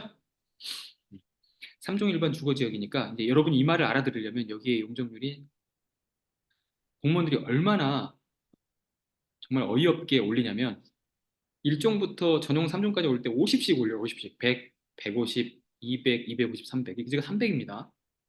내가 외우는 방법 너무 쉽게 알려드렸어요. 용적률을 올리는데 전용 주거지역을 100으로 잡아놨으면 진짜 말도 안 되게 50씩 올려요. 정말 여러분 봐봐요. 정말 보면 50씩 올려요. 전용 1종 100, 전용 2종 150, 일반 1종 200, 일반 2종 250, 일반 3종 300 이렇게 됩니다. 50씩 올려놨어요. 아직은 이 말이 생소할 거야. 용도 지역 중 주거 지역을 찾아서 외워가지고 보세요. 그러면 5층밖에 안 되는 게 300까지 올라가면 저 집은 6배 높게 지을 수 있는 거거든요. 그러면 수익률이 엄청나다는 거죠. 사실 안 팔고 갖고 있고 싶어. 지금 이 두 개 다 들어간 거는요, 안 팔고 있을수록 유익해요. 그런데 저 같은 투자만 하는 사람은 아니까 여러분도 시세 차익을 한 번쯤은 느껴봐야, 우와, 부동산이 도움이 되네, 진짜. 이 한업정에. 남들 폭락한다고 난리고, 나 인구 줄어들어가지고 나라 망한다고 난리면서 막 지금 유튜브들 보면 이미 대한민국은 망했는데, 이 상황에서도 지금 수익을 단기에 내는 사람이 있네, 라는 느낌을 여러분이 가졌으면 좋겠어요. 경매만 가능합니다. 시기하고 상관이 없습니다. 2년 뒤는 몰라요. 지금 팔 수 있잖아요. 지금 싸게 샀으니까. 몰라요. 2년 뒤 저 몰라요. 2년 뒤에 저 있을까요? 몰라요. 10만이 아십니다. God only knows. 저는 모릅니다. 그러니까 제가 지금 나이 들면서 느끼는 생각 중에 하나인데 단톡을 저희가 애정을 가지고 우리가 같이 이렇게 오랜 시간 지낸 분들 있잖아요. 형님도 그렇고 다분이도 그렇고 저랑 8개월 이상 만나면서 거의 매주 봤잖아요. 이런 분들이 한 분, 두 분씩 이제 돌아가시는 시기도 대비를 해야 되잖아요. 저희가 10년, 20년 뒤에는. 와, 가슴이 어떨까요? 마음이 진짜 아무한테도 애정을 주지 말아야 되나 그런 생각도 요즘 좀 하고 있어요. 애정을 많이 줬는데 사라지면 지금 전체 친구 어부가 있습니다. 사업을 같이 하고 있는 어부가 있는데 그 어부라는 친구가 사라지면 마음이 진짜 허할 것 같아요. 한동안 일은 못하지 싶어요. 사라지지 마라. 건강합시다 우리. 아침에 뛰어 뛰어 뛰어. 아시를 추천드리는 이유 중에 하나가 뭐냐면 공급 면적이 전용으로 나와 있잖아요. 공급 면적은 여러분이 네이버에 보면 원래 여러분이 팔고 있는 면적보다 조금 더 높게 나와 있어요. 서비스 면적들이 다 들어가 있는 거기 때문에. 그런데 이제 검색을 할 때 아시를 들어가시면 아 맞다 이것도 있네. 그럼 여기서 질문 하나 드려볼게요. 이거 지분 물건이에요. 지분 물건. 지분 물건이 28로 나와 있으면 아실이나 네이버 가서 28을 찾으시면 될까요? 안 될까요? 안 되죠. 이거 기본적으로 근데 제가 이런 질문을 많이 받아요. 그러니까 제가 얼마나 많이 그 마음이 황량해지실지 아시겠죠, 여러분? 그런 메일을 한 10개 정도 받으면 이 사람은 28을 왜 아실에서 찾으려고 할까가 한참 의심스럽다가 곱셈을 못할 수도 있겠다 그런 생각이 들긴 해요. 그래서 제가 헤로님이라고 또 우리랑 같이 오랫동안 해오신 분이 계십니다. 그분이 연습장에 써가지고 너무 쉽게 한 거를 제가 흉내냈어요. 여러분이 5분의 4를 갑자기 1로 만드는 건 어렵잖아요. 28이 5분의 4면 1은 얼마게요? 그럼 35 이렇게 안 나오잖아요. 나오는 사람은 지금 굉장히 수학을 잘하는 거예요. 철림 나오시면 수학 잘하셨던 거예요. 안 나오면 안 나오면 이걸 1로 만들어요. 1로. 지금 5분의 4지만 이게 28,474분의 288이어도 마찬가지예요. 288로 나눠서 1로 만들어요. 1로. 1로. 그러면 1이 7로 나오잖아요. 이게 4로 나누면 7이잖아. 이건 가능하죠? 그러면 5분의 1이 됐으니까 1이려면 5분의 5면 되죠. 5분의 5면 여기다 5를 곱하면 되잖아요. 그죠?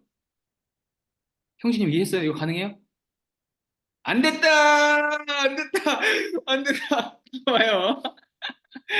야, 이게 어려울 수 있단 말이죠, 이게. 자, 옛날에는 제가 가르치는 거 너무 좋아해가지고 이걸로 막 치킨 쏘기도 막 하고 막 이벤트도 하고 그랬었는데 한동안 이거 막 어렵다고 나한테 막 비난을 하는 사람 너무 많아가지고 내가 의욕을 잃어버렸어, 지금. 안 하고 싶어가지고. 이게 너무 쉬운 거니까 할게요. 이거의 목표는 아실에서 제대로 된 집을 좀 찾아내기 위한 거예요. 여러분 못 찾아요. 28이 아실에 안 나와. 자, 28이 5분의 4 지분이에요. 형제님 아마 이걸 놓쳤을 거야. 이 집은 5분의 5가 1인데 형제님이 지금 등기를 칠 때는 1이라고 기록할 거야. 1. 왜냐면 한 개를 다 사왔어요. 그 공식 기억하지 마요. 그 공식은 좀 어려운 거. 어려운 거. 지금은 쉬운 거, 쉬운 거, 쉬운 거. 그 어려운 거는 사실 나중에 해도 돼요. 나중에 지분 거래할 때 해도 되고 이거는 아시를 찾으려고 가르쳐 드리는 거예요. 5분의 4니까 4를 지우려면 이게 분자잖아요. 그러면 4로 나누면 되잖아요. 4분의 2를 곱하면 돼요. 4로 나누면 되잖아요. 형님 여기까지 이해되죠? 그러면 앞에 28을 4로 나누면 7이 되잖아요. 7. 그러면 7은 5분의 4에서 4를 나눈 거랑 똑같으니까 항등식 하잖아요. 항등식. 5분의 4가 28이면 5분의 1은 7. 우리 비례식도 알고 항등식도 알죠? 그러니까 이렇게 나눈 거예요. 그럼 이제 7이 됐어. 그럼 여기다 5를 곱하면 5분의 5가 되잖아요. 5분의 5는 분자 분모 나누면 1이 되잖아요. 1. 아실에는 지분이 안 나오고 1이 나올 거 아닙니까? 그럼 아실에 표기되어 있는 면적은 얼마? 35겠죠. 네, 그래서 아실을 찾아가자. 아실에서 35를 찾자. 이걸 백날 28을 찾으면 28이 있냐고요, 이게. 28이 8평짜리가 있냐고. 없잖아요. 없잖아. 5분의 4가 없잖아. 이거 찾기 어렵다고 질문하시는 분이 너무 많아가지고 계산 한번 잠깐 알려드렸어요. 이게 지금 4월, 5월, 3월, 2월, 1월에 꾸준히 거래가 이렇게 되고 있죠. 대구 거래 지수 얼마라고요? 지금 여기 살짝 나오는데, 지워버렸네. 8이나 9예요. 100개가 물건이 나오면 8개, 7개밖에 사는 사람이 없는 시장인데, 지금 거래가 매달 그래도 한 개씩은 되잖아요. 그죠? 그러면 우리가 이거를 3,500에 내놓으면 어떨까요? 지금은 또 올라가는 추세라 그러면 4,600에도 팔리고 했네, 이때는 또. 그죠? 4,000에도 팔릴 것도 같은데? 맞죠? 그런 생각이 듭니다. 2,500 가져왔으니까 그 김도영 삼각형을 만든 다음에 500개만 가져오면 1,000만 원을 남는 장사 하는 거 아닙니까? 그 삼각형 진짜 지금 연락이 안 오네. 아파트 자체는 너무 괜찮아요. 그리고 음.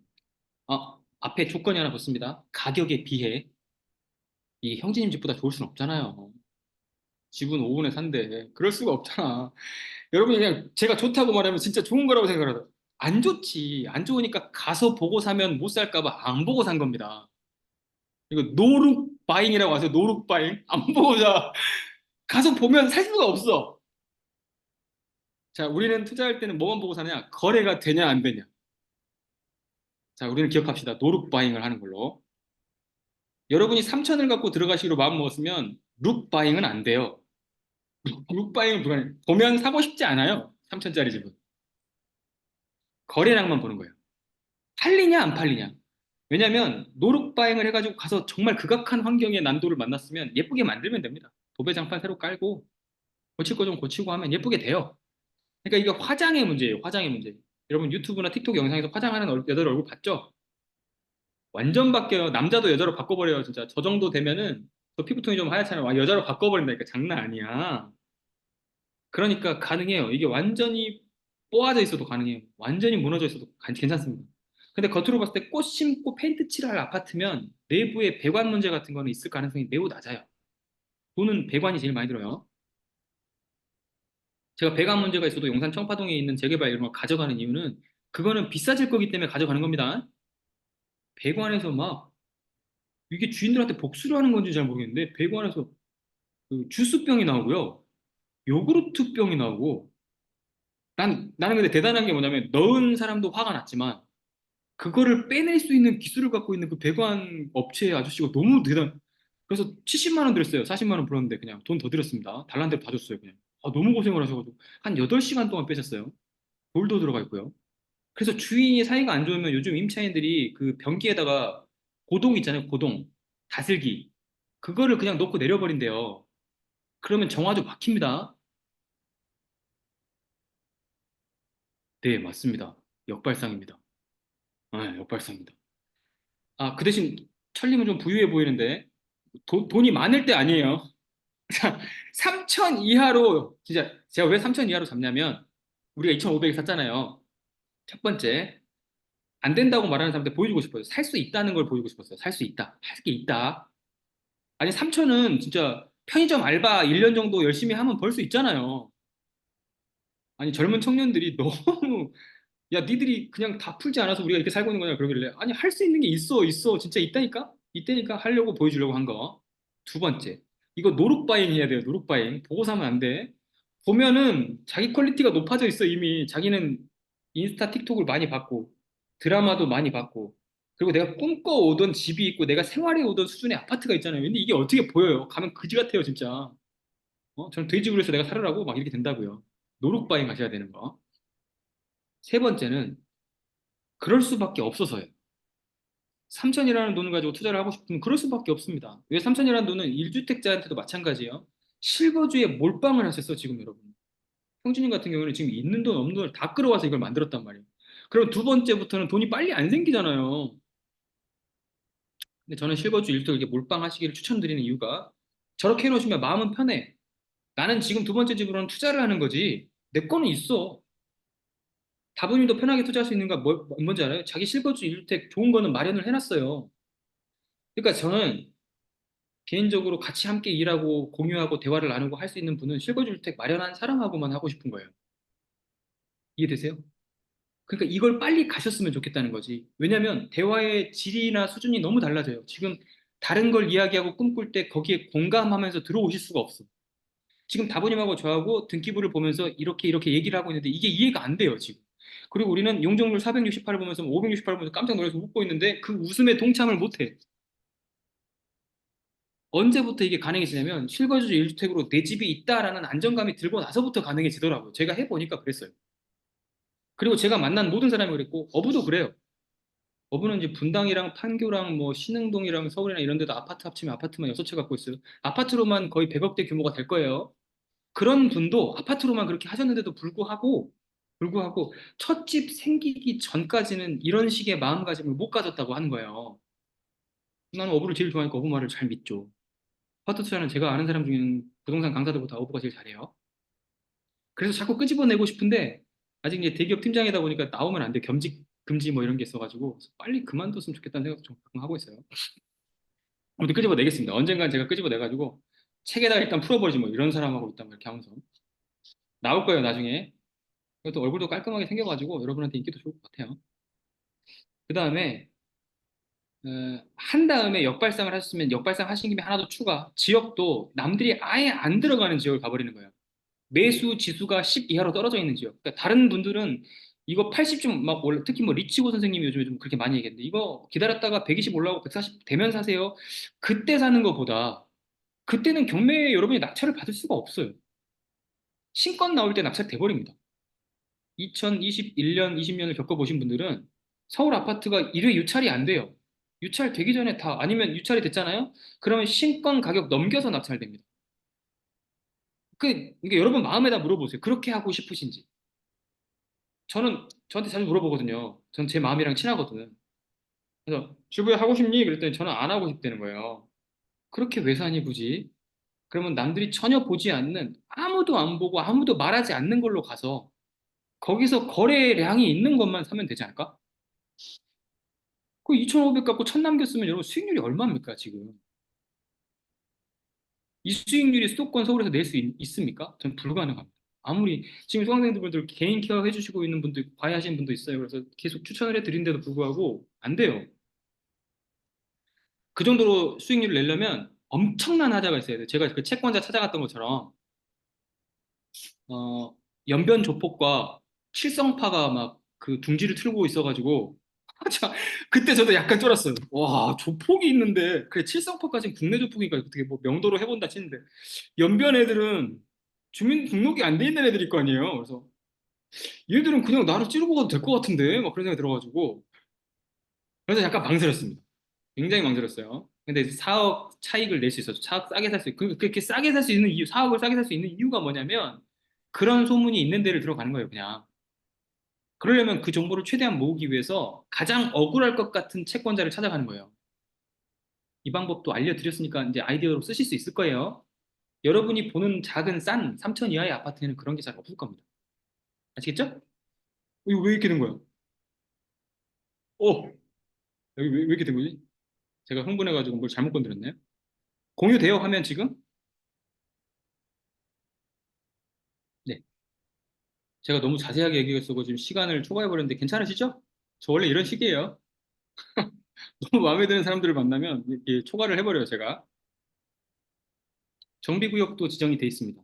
단기에 팔 거기 때문에 나한테는 크게 중요한 건 아닌데 기능 알려드리려고요. 아실에 제재라고 하는 요걸 누르면 제재라고 하는 걸 누르면 재건축, 재개발을 잘 모르시는 분도 단계별로 어떤 게 좋은지 설명이 다 나와서 쫙 도표로 떠요.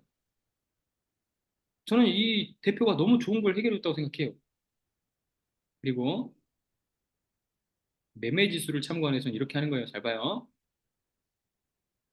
심리를 누르면 심리를 누르면 부동산원에서 발표한 매매 지수가 나와요. 평균 거래량을 100으로 보는 겁니다. 100. 이게 평균이에요, 그냥. 근데 평균보다 후각 내려와서 지금 11이죠? 거의 거래를 안 하는 거예요, 사람들이. 그만큼 사는 게 무섭다는 뜻입니다. 이해되시나요? 그럼 반대로 이럴 때는 어떨 때예요, 이거?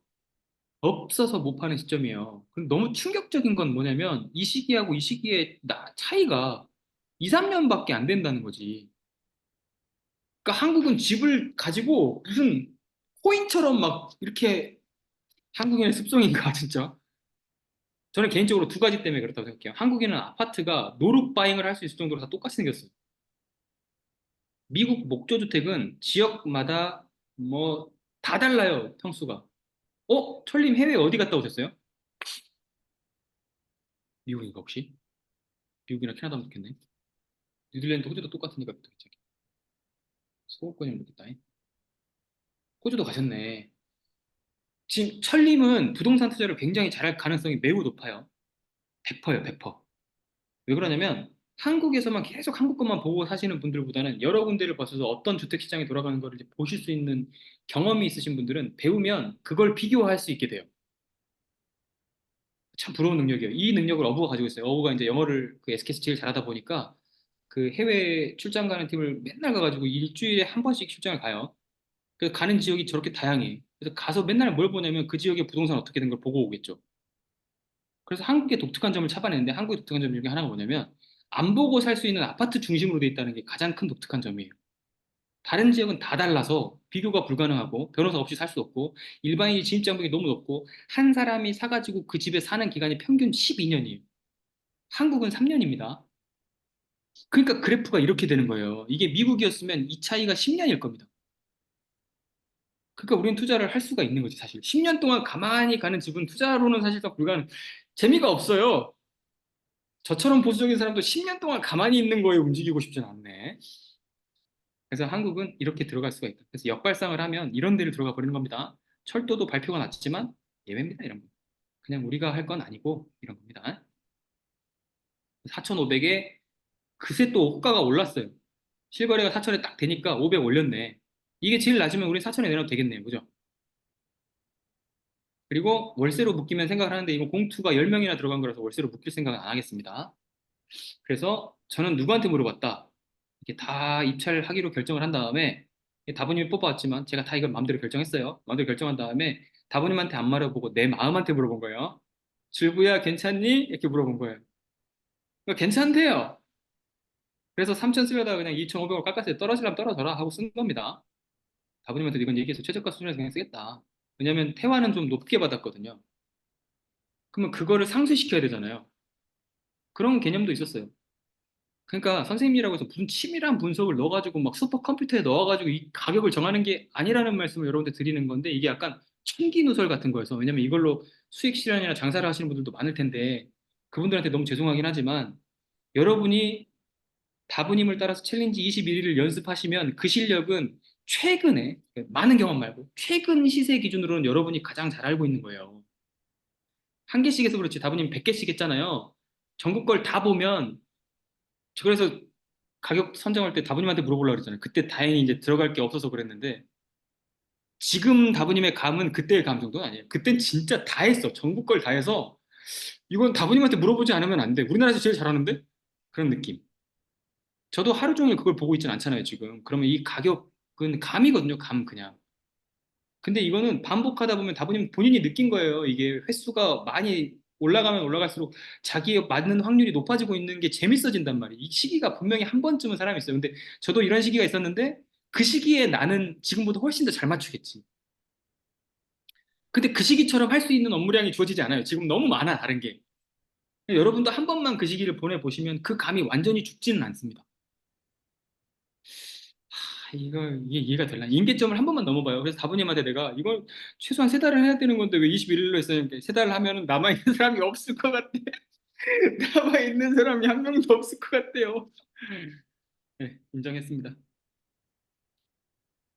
객관화 수치. 이거는 이제 다부님이 만든 거예요. 근데 제가 어떤 아이디어를 갖고 만든 파일들이 있습니다. 이제 그걸 다부님한테 드렸더니 다부님이 이걸 잘 만들어서 이렇게 다 쓸 수 있게끔 만들어 주셔서 여러분한테 무료로 다 공유해 드렸어요. 치킨 한 개씩은 보내주라 그랬더니 지금 다부님 치킨을 되게 쿠폰을 많이 갖고 계시니까 다양하게 보내주세요. 다부님 오늘도 올려주실 거예요. 이렇게 계산을 해보고 들어가는 겁니다. 공유해버렸어요. 아씨, 그럼 내가 거기다 써야지. 치킨 하나씩은 보내라고. 70개 오겠는데 다분히 70개 감당 가능하겠어요 지금 치킨 70개 감당 가능한가 다른 걸로 해야 되나 그 다음에 이렇게 낙찰 폐찰 여부를 자기가 알아볼 수 있게끔 해놨습니다 이 수식에 관해서 궁금하시면 이건 다부님한테 물어보세요 자동 세팅되게 함수를 걸어놔서 여러분이 만지면 이게 깨집니다 추가 호재는 저한테 그냥 보조 자료였을 뿐이에요 아까 지하철 개통되고 했던 것들은 제가 이제 다부님한테 알려드렸던 거는 이걸 해보시는 분도 다부님밖에 없었어요 그러니까 지금 여기 이제 스텝으로 와 계시지만 한때는 수강생이었잖아요. 좀 한때가 아니죠. 얼마 전이었어요. 두세 달 전에 수강생이었어요. 그러니까 그리고 여러분이 저분은 잘하는 분이니까 그렇지 얘기하는데 못하는 걸 내가 녹음 파일을 내가 올려드릴게요. 이 다부님만 허락하시면 다부님만 허락하시면 여러분보다 훨씬 더 극악하던 때를 알았어요. 거기에 젖는 거 보니까 되게 내향적인 분이세요. 안 올릴게요. 어, 이런 거를 찾아보고 싶으시면 구청이나 시청에 담당하고 있는 곳에 가면 주무관 이름을 딸 수가 있습니다. 건축가 주무관 이름을. 그중에서 여기 담당하는 애를 딸 수 있어요. 얘한테 물어보면 다양한 걸 많이 알려주는데 엑셀로 추진 현황 같은 거 올려놓은 게시판을 알려주기도 하고요. 엔간하면 게시판은 서울이면 정비몽땅이라는 사이트를 따로 빼놨고요. 너무 많이 되니까. 다른 지역들은 시청이나 구청 홈페이지에 정비과 혹은 건축과 게시판에 가면 올라와 있어요. 여러분이 안 찾아봤을 뿐이에요. 이런 거를 아실이나 호갱노노에서 로우 데이터로 가져다가 여러분이 보기 편한 2차 자료로 만들어서 이렇게 올려주는 겁니다. 그런데 이건 늦어요, 항상. 늦어요. 정확하지도 않고. 그래서 저는 막 검색하다가 누가 이렇게 막 뭘 이렇게 보내면 원자료를 먼저 찾아보는 편이에요. 그분 말이 안 믿어지니까 나는. 이해되세요? 그래서 원자료 먼저 찾는 거를 이렇게 알려드렸더니 교수님 이렇게 막 철도공단도 이제 들어가요. 물론 자기 집 양주 팔려고 그랬겠지. 양주 철도공단 들어가는 거 보더니 철도공단 들어가면 볼 수 있구나 해갖고 이제 이런 걸 보러 가시는 거예요. 뭘 보시는 거냐면 예산 반영이 돼 있는지를 보시는 거예요. 여기 돈이 이렇게 나와 있잖아요. 돈이 나와 있어야 예산 반영이 배정이 된 겁니다. 이게 안 돼 있잖아요. 그러면 여러분이 아이를 안고 들어가시면 아이가 대학을 가요. 지하철과 함께. 20년 걸립니다. 하남이 그래요, 지금 하남이. 하남의 풍산역이 그렇게 만들어진 거예요. 그러니까 이런 걸 잘 읽어보실 때 뭔가 잘 안 보이시면 이런 걸 보는 거예요. 예산 반영됐네. 내려왔더니 공구 입찰 공고를 했네. 입찰 공고를 했단 말은 무슨 말이에요? 돈 줘야 되잖아요. 설계도 나오면 설계도 돈을 줘야 되잖아요. 그러면 돈이 배정이 됐으니까 돈이 집행까지 됐네. 까지 보시는 거예요. 오케이? 그리고 하나 더. 저 달성 군청에 들어가가지고 얘네들이 지하 역사를 짓고 있어요. 역사를 짓는다는 건 땅 팠다는 뜻이잖아, 이거. 그럼 땅 파기 위해서 설계 공부를 했네? 아, 그럼 여기도 돈을 줬네? 그러면 지하철 공단 수준에서 집행된 돈이 아니고 중앙사업비가 아니고 지금 지방 예산 편성돼가지고 달성 군청까지 내려가 있네요, 돈이. 이거 나만 감탄스러운 거야? 이런 걸로 확인하는 거라고요. 그러니까 만약에 이렇게 시스템 볼 줄 모르면 앞에 거를 읽어도 원재료를 읽어도 여러분은 여기네. 그럼 또 하남 20년 뒤에 들어오는 걸 읽어도 똑같이 여기네 이렇게 한다고요. 그 두 개 차이가 너무 크잖아요. 하나는 20년이고 이거는 한 3, 4년 내에 들어오는 거잖아요. 차이가 너무 크잖아요. 그런 겁니다. 그러니까 이런 거는 한번 배워보면 나중에 이제 여러분이 경험을 쌓을 수 있어요. 내가 이거 지하철 이 계획을 읽었을 때 이 글귀를 읽고 어? 이거는 내 아이가 커야 되겠는데? 이렇게 생각을 할 수 있게 되는 거예요. 멀지 않아요. 바부님, 가려! 가려! 가려, 가려. 잠금 치러, 가려! 잠금 치러 가는 동안 휴게소에서 이제 그 일용할 양식을 준비해 오신 분들 거를 갖다 했고, 서부 지원은 경매 2개로 깊숙하게 안으로 들어가서 경매 개장하고 직접 이렇게 해야 되더라고요. 그러니까 이거는 사실 이걸 다 공부하고 외울 필요는 전혀 없어요. 한번 받아보면 두 개만 기억하면 돼요. 대금 완납 증명원하고 매각하고 결정문 이 두 서류는 복사해놔야 된다. 이 서류는 자꾸 필요하다. 여러분 임도명령 접수할 때도 이거 내야 됩니다. 부당이득 할 때도 이거 내야 돼요. 잔금 칠 때도 내야 돼요. 취득세 낼 때도 이걸 내야 돼요. 이건 자꾸 필요해. 그러니까 잔금 치러 가는 이유는 이 두 개 받으러 가는 거다. 이걸 또 했더니 또 뭐 어렵다고 해서 이거 하고 이때가 오후인데 점심도 안 먹고 바로 부산으로 간 거예요. 또 있다. 다분히 보인다. 다분히 보인다. 가려. 그래가지고 이제 우리는 사업 태가 재건축 등기를 또 치러 갑니다. 근데 또 흥미진진한 이야기가 있으니까 이거는 다음 시간에 또 알려드릴게요. 실제 사례로 보니까 더 좋으시죠? 뒷포인트는 예습 좀 해오시고요. 앞에 거 했던 것처럼 이렇게 자세하게 설명은 이제 안 해드릴 거예요. 알겠죠? 오늘 했던 내용을 시뮬레이션 그려보시고 숙제했던 내용은 철님이 정리해가지고 단톡에 좀 올려주세요. 그거를 다음 주까지 해보시는 겁니다. 오케이? 그리고 이 수업이 끝나기 전에 의무적으로 한 개씩은 들어가시는데 돈에 따라 다르게 1,000만 원 있으신 분은 1,000만 원짜리 찾아가지고 오시면 돼요. 있어요. 500에도 들어갈 수 있는 거 있습니다. 다만 노룩바잉이에요. 여러분이 보면 못 삽니다. 그런 집은. 보면 살 수가 없어. 단 거래량이 나와야 돼요. 매달 거래가 나와야 되는 거예요. 챌린지 숙제 말고 오늘 제가 이게 수업 중간에 드린 숙제가 있는데 뭐 해라 메모 안 하셨어요? 형진님 메모 하셨나요? 지분 물건 아니어도 돼요. 근데 돈이 너무 없으면 지분 물건 하셔야지. 예. 돈이 예산이 너무 없으면 지분하셔야 돼요.